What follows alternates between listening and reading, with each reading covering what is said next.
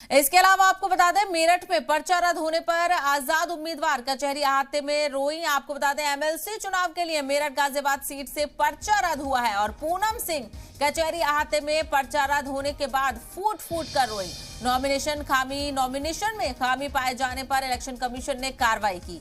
पूनम सिंह ने एहतजाजियों पर पर्चा रद्द करने का भी इल्जाम लगाया। तो आप तस्वीरों में देख सकते हैं किस तरीके से ये जो उम्मीदवार है वो रो रही हैं। तो मेरठ में पर्चा रद्द होने पर आजाद उम्मीदवार कचहरी अहाते में रोती हुई दिखाई दी। एमएलसी चुनाव के लिए मेरठ गाजियाबाद की सीट से पर्चा इनका रद्द हुआ है।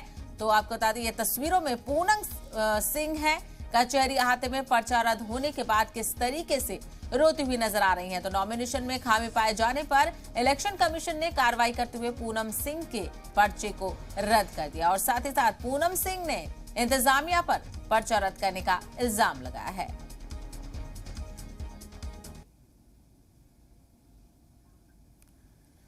तो आप तस्वीरों में देख सकते हैं किस तरीके से आजाद उम्मीदवार अपना पर्चा रद्द होने के पेश नजर फूट फूट कर रोती हुई दिखाई दे रही हैं। उन्होंने साथ ही साथ इंतजामिया पर इल्जाम भी लगाया है कि उन्होंने ये जो कार्रवाई की है वो सही नहीं है। इंतजामिया पर उन्होंने इल्जाम लगाया है कि उन्होंने पूनम सिंह के जो पर्चे को रद्द किया है।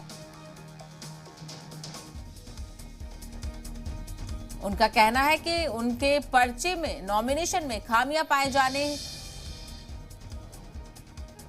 की वजह बताते हुए इलेक्शन कमीशन ने उनके पर्चे को रद्द किया है और किस तरीके से देखिए वो फूट फूट कर रो रही हैं।